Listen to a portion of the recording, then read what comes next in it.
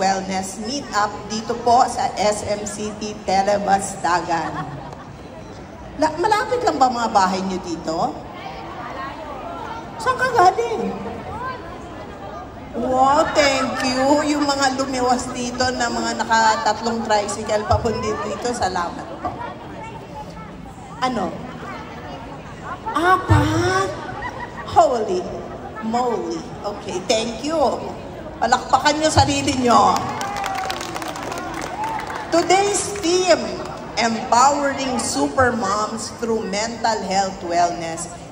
Very close sa puso namin to. Hindi lang naman dahil luka-luka itong kausap nyo, hindi naman. But kasi po, kami sa SM, we understand, no? Nakikita namin sa SM Supermoms Facebook Club, sinong member dito? Oh, yan. Nakikita namin mga ano nyo, yung mga hinanakit, yung mga ganon, di ba? Yung mga sinasabi nyo, yung tireless efforts nyo na how many are super dedicated sa families nila. Di ba? Lahat tayo. So yan, nakikita namin yan. At ang strength nyo, kasi hindi madali maging mommy. Alam ko yan, dahil 3 yung anak ko, yung 2 iniwan na ako, pumunta na sa Amerika, at isa na lang ang anak ko dito, diba? So, masakit man yun, yan ang buhay. At ang dreams, lahat tayo may dreams, yung mga pinut on hold nyo, diba? Gusto nyo sana maging artista, for example, diba? Pero hindi, kasi mommy ka. Ganon, no? Importante yan. Mas importante ang pagka-mommy.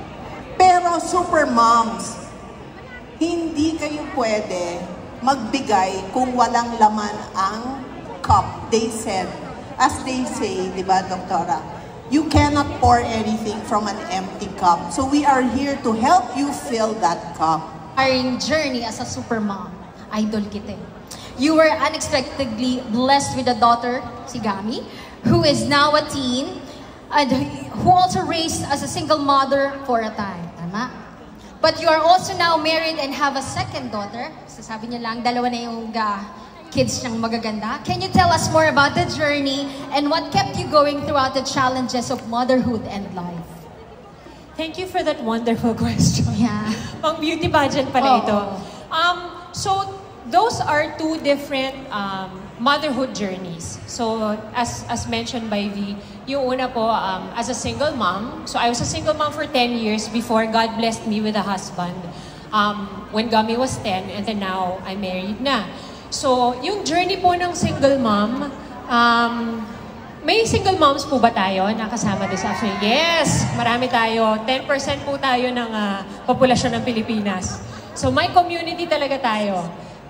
My journey as a single mom was different kasi I'm sure makaka-relate ho kayo na pag single mom ka, isang tao ka lang, isang katawan ka, pero feeling mo 2 tao ka.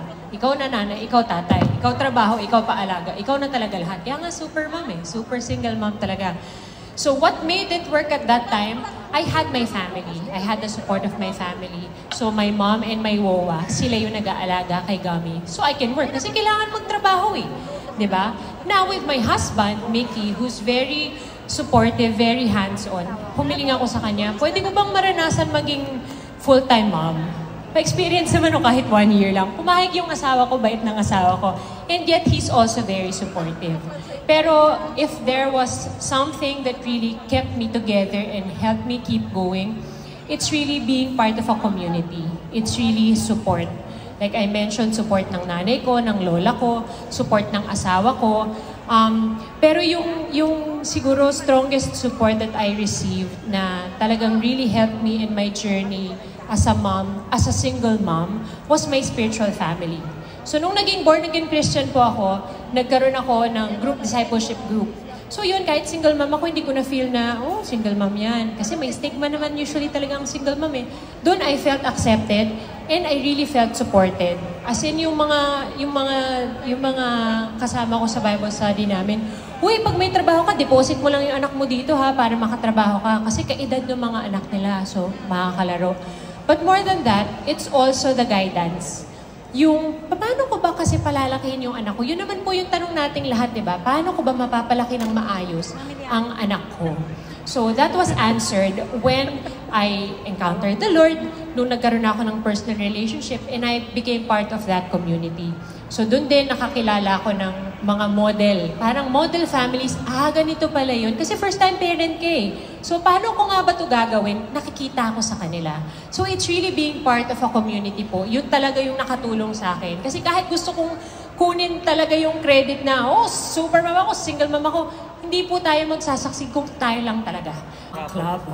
Kasi nanay, daming iniisip, labada, luto, asawa, schedule, anak, hatid, anong uulamin today, buong linggo.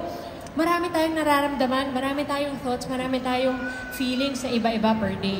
Pero, ang hirap magharap ng kahit isang tao lang nakausap na, syempre, iba-iba rin tayo ng schedule. Tatawag ka sa BFF mo, busy din siya kasi nanay din siya. Na-appreciate ko dun sa Facebook group, alam mo, nagbabasa kasi ako everyday. Ang daming mga tanong, name suggestions, letter A, ends with Z, ganyan, anong notebook pa para sa grade 3, yung asawa ko, yung live-in partner ko, iniwan ako, etc. Naglalabas lang kayo ng hinanaing doon, meron kang marireceive na encouragement. Ano po yung gagawin ko sa ganito? Kailangan ko po mag-file ng leave, I'm a single mom, etc. Nakakatuwa makita that there's a support provided there. At 300,000 lang naman tayong members doon, di ba? Nakakatuwa. So, post ka ngayon, laba ka, luto ka, mamaya, pagpatulog na yung mga anak mo, taas ka na ng paa, ay, nakaka-encourage naman, ay, okay, ito pala yung gagawin ko, ito pala. So, there is a sense of community. At lalo ko natuwa kasi, naging live event siya. Diba? Lumabas siya ng Facebook group and we are here gathered today at mag-iikot pa ang SM in different parts of the country to provide this to us moms. Diba? Nakakatuwa na meron silang ganong initiative at merong ganong support ang SM for us moms. Pero nanay din po ako. Okay.